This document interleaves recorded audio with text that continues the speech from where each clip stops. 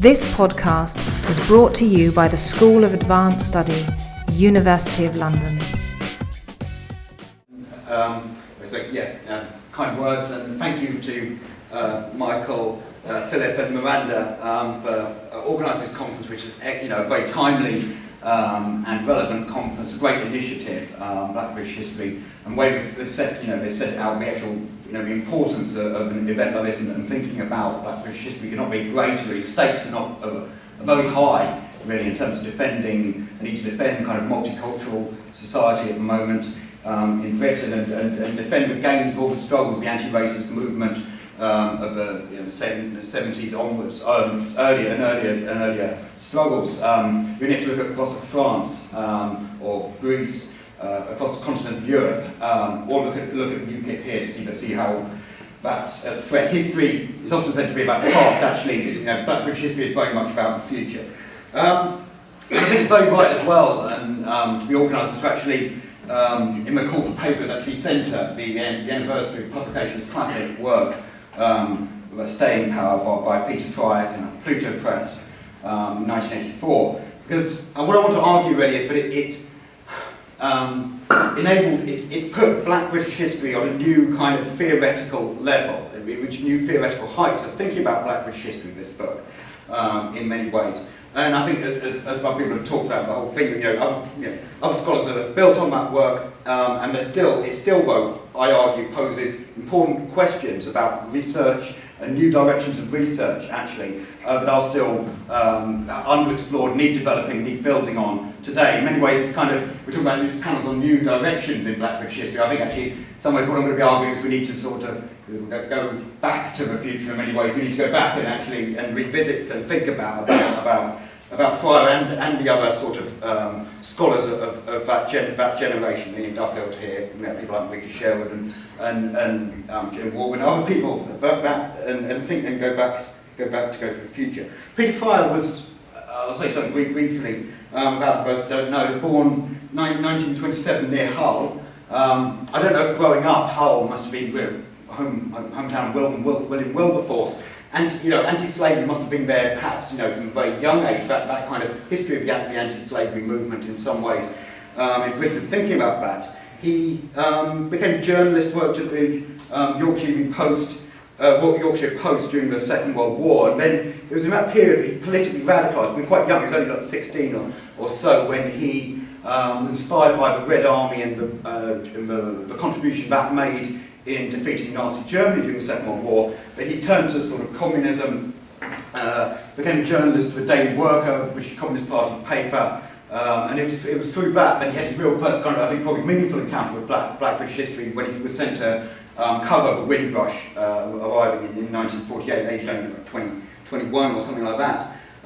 He was then famously sent to Hungary during the Hungarian Revolution in 1956 to cover that for the British Communist Party, and essentially, I suppose, the people who sent him there, the Communist Party of Britain, were supposedly hoping that he would just follow the party line and report this as a kind of a counter-revolutionary movement. Instead, he saw workers fighting back against the so-called workers' state in a great revolution, and reported honestly, did his job as a journalist, and reported honestly what he saw in front of his eyes there. That led him, ultimately, he wrote of his account of that Hungarian tragedy. It became a key point of reference with the crisis, but the Soviet crushing of the Hungarian Revolution in 1956 posed for the British Communist Party. He moved towards Trotskyism. Coming out of that crisis, I never knew Peter Fryer myself personally, but the very first academic paper I ever gave was in 2006 at a conference held in London, the London Socialist Historian Group conference, to mark the 50th anniversary of the Hungarian Revolution, what that meant for the birth of a new left based around the ideas of socialist humanism in Britain. And Fryer was actually at that conference. It was actually I think probably one of the last conferences he went to, because he died later in 2006. I wasn't actually, unfortunately, aware that he was at the conference or introduced him. But so it means a lot to me, to have a chance to be invited and speak about Fryer like this. Fryer was then, the title of my paper, Two Souls of Black British History, I'm going to try and talk about. Obviously, I'm going to point to different different strands of thinking about Black British history. But what I want to make clear just from the outset is, given the climate of racism that we're seeing, any form of Black British history is to be celebrated and defended at an important level at the beginning, even though I'm going to be perhaps posing sort of critical questions about certain aspects of Black British history in Britain. But the title, Two Souls, I think it comes from a pamphlet, 1960 actually, article by an American Trotskyist called Hal Draper, called The Two Souls of Socialism. It was a famous question because the Hungarian Revolution being crushed by Soviet posed a real question: what is the meaning of socialism? What is socialism all about? And this pamphlet, he argued, was to do this distinction between socialism from above, a very kind of statist model about an elite bringing socialism on behalf of a grateful passive minority, an enlightened elite delivering this. And he posed this as being both elements of kind of social democracy. You can see that strands with the Labour Party rhetoric talking about socialism, democratic socialism, often while out of power, in power, continuing a similar sort of policies as other capitalist parties.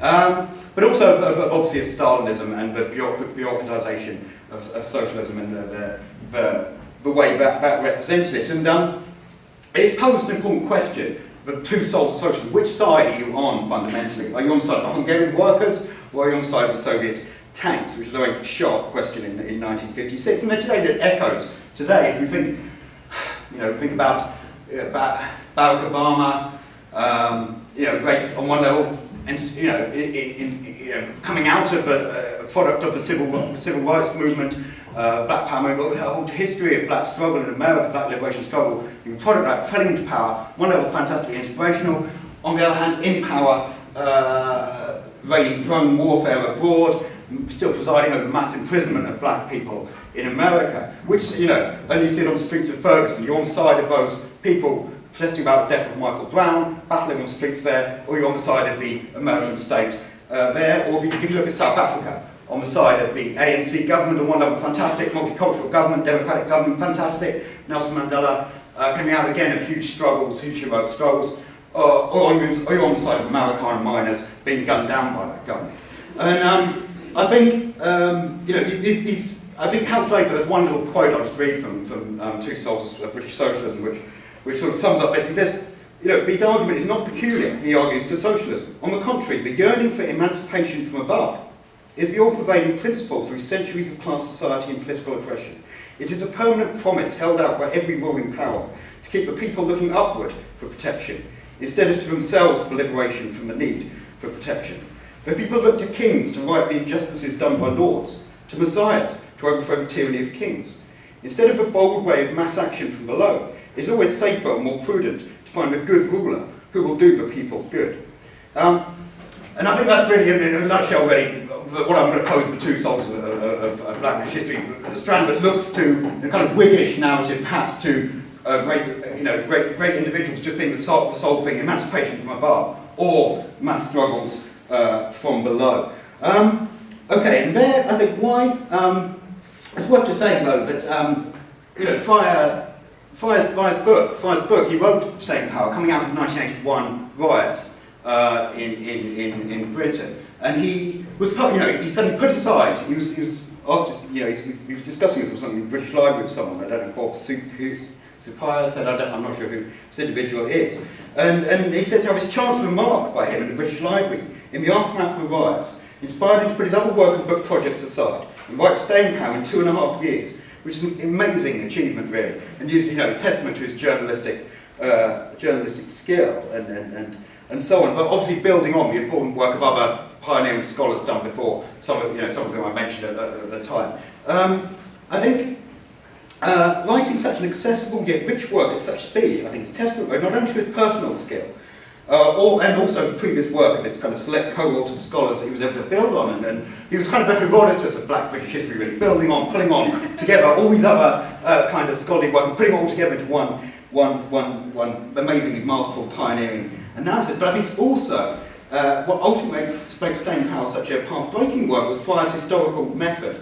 The new synthesis he managed to make out of the mass of material at his disposal, and the way he puts this into a framework to explore the kind of underlying rhythms and rhymes of Black British history. And if his work reached a new theoretical height, which I argue it did, it was only because he consciously and openly chose to stand on the shoulders of some gigantic figures. Above all, the Trinidadian Marxist C.L.R. James, author of The Black Jacobins, classic work about the Haitian Revolution, finally getting some recognition in our time, isn't it, with Melvin Bragg, which was nice. Other great, James was really, alongside W.E.B. Du Bois, one of the great black historians of the 20th century, but also Eric Williams, another author of Capitalism and Slavery, another Trinidadian outstanding historian. This is C.L.R. James's Black Jacobins, 1938, picture of James in the 30s. And I think James was really one of the first to kind of seriously theorise colonial slavery and abolition, link it to processes of capitalist accumulation, building on Marx and so on, in conjunction with Eric Williams and so on. Stuart Hall puts it was really the first work to kind of centre slavery within world history, and also James being a Trotskyist, he intermingles the relationship between the French Revolution and the Haitian Revolution, the struggles of Jacobinism, ideas of liberty, equality, fraternity, how they permeate across, and how the revolutionary movements rise and fall together in that. And in the aftermath of the riots that rocked British cities in 1981, C.L.R. James himself was asked to comment on their historic significance. And James pointed to the leading role played within those riots by essentially the young black British working class. This is C.L.R. James. He said, British capitalism went to Africa and brought slaves chiefly to work on sugar plantations in the Caribbean. Then, after many years, the British economy needed some labour to do special work in Britain. So British capitalism went to the Caribbean and brought workers to Britain. Capitalism creates its own grave diggers. Now there are 2 or 3 million of them in Britain, and the recent upheaval in this country shows they are a tremendous force in the struggles against this society. James added that the method by which I work emphasises those connections. And in that method, I think, that also Fryer uses in Staying Power, and there's obviously, James gives an endorsement for Staying Power and so on, and Staying Power begins with a quote from the Black Jacobins, actually. The blacks will know as friends only those whites who are fighting in the ranks beside them, and whites will be there. After writing Staying Power, Fryer, I should have mentioned quickly, wrote some other superb complementary work called Black People in British Empire, an Introduction, published in 1988, which is great work, I highly recommend it. And these 2 works meant he was obviously came in demand as a speaker on black history. He wrote up some of the lectures he gave in the 1990s as aspects of British black history, and also another pamphlet you can get hold of called The Politics of Windrush. He wrote some other books as well, I haven't really got time to talk about them. And he also, one of the lectures he would give was on the politics of black British history in the 90s, and it's really that's something I'm going to try and bring out here. The other influence, though, for the title, I suppose, comes from the idea of W.E.B. Du Bois, his notion of double consciousness, and his sense of coming from the souls of black folk. And this is a quote from Souls of Black Folk here. The black person is a sort of 7th son, born with a veil, gifted with a second sight in this American world. It's a peculiar sensation, it's double consciousness. This two-ness, these two unreconciled strides, but it's a sense of gifted with a second sight is this important aspect, I think, to Du Bois, what he's talking about here. Being the experience of being an oppressed group in a racist climate, but the insights that you have into that society. There's a quote from James once said of Du Bois, in organising the NAACP and founding its periodical The Crisis, Dr. Du Bois took the lead in making the United States and the world recognise that racial prejudice was not a mere matter of black people being persecuted, but was a cancer which poisoned the whole civilization of the United States. And I think one of the things, James also said something similar to this himself in 1963 to his fellow Trinidadian Naipaul. I believe originating as we are within the British structure, both under the British colony Trinidad, but living under such different social conditions, colonial context, we have a lot to say about the British civilization itself, which we see more sharply than they themselves. And I think that's true of all black history. That's the point of doing black history in many ways. It illuminates wider British society in a fundamental sense, and I think that's what Fryer's work does as well, brilliantly. So it was it's pioneering work, but it was also political, fundamental intervention, as Rika said earlier. He defined black in a very political terms, which was terms of time, including Asian people, as well, under that rubric of black. That was what black meant politically at that time. It was a kind of a unifying banner. That's something that's been lost and something we can talk about perhaps what he meant there. He said, politics is essentially about power. This is Fryer. It's about who has the whip hand over whom.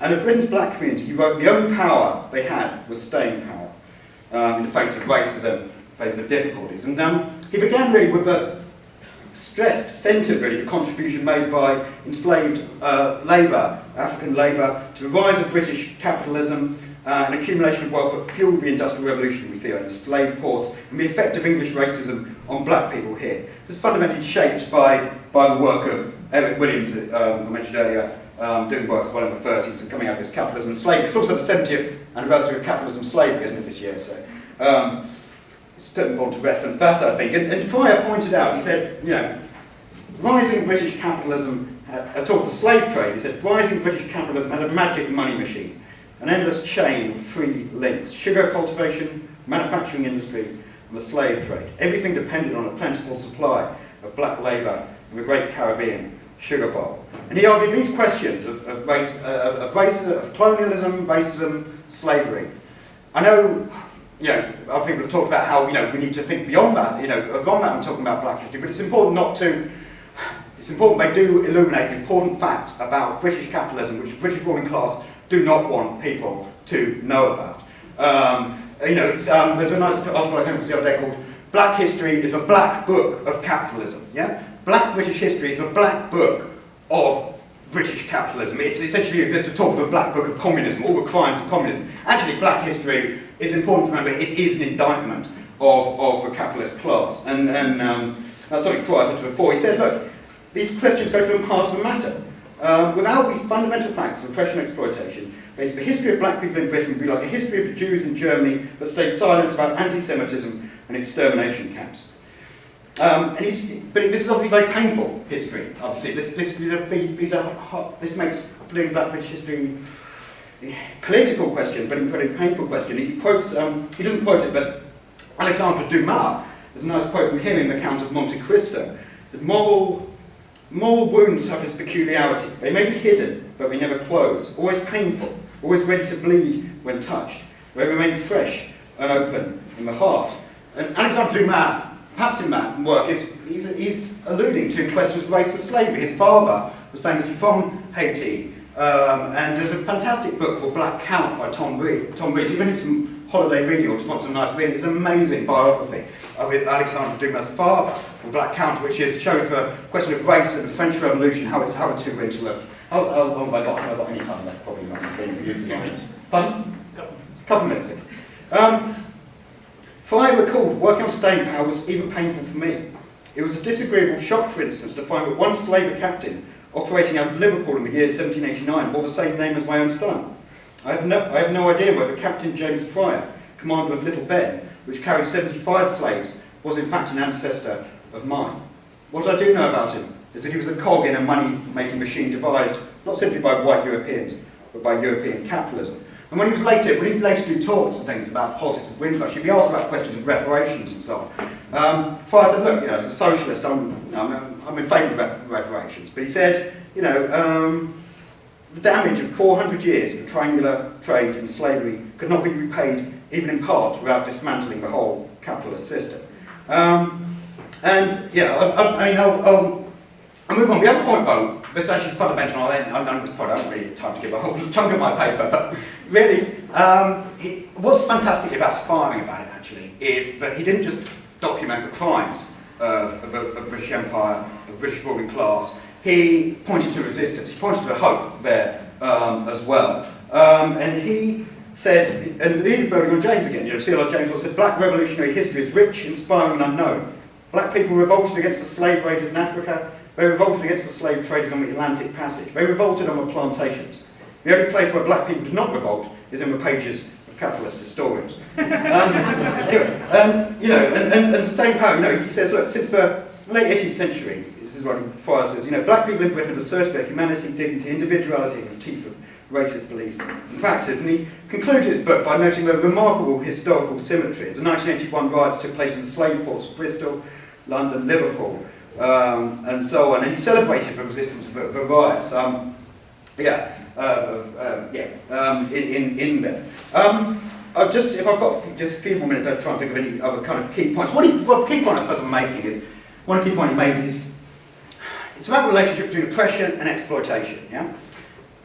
For Fryer, what was so inspiring, what he traces in his book, Miranda and other people could talk very much about, what a pioneering work and going back and looking at the Roman period, maybe the Tudor period and so on. But really, what actually most of the bulk of the book is from 1700 onwards, starting to get a black community emerging in Britain, and a way that it unites with the emerging English working class movement in struggle. There's a great quote he has, about this from this guy Fielding. He has, who's this, so John Fielding, a magistrate, quoted in 1786, and so just after the Tacking Revolt in Jamaica in 1760, the impact of that rebelliousness of the slave rebellions on the English working class movement. He captures this in 1786. He got Sir John Fielding as magistrate, who describes an authentic voice of the English governing master class. And Fielding noted it was the practice of these blacks in Britain, intoxicated with liberty and grown refractory to enter into societies and make it their business to corrupt and dissatisfy the mind of every fresh black servant that comes to England.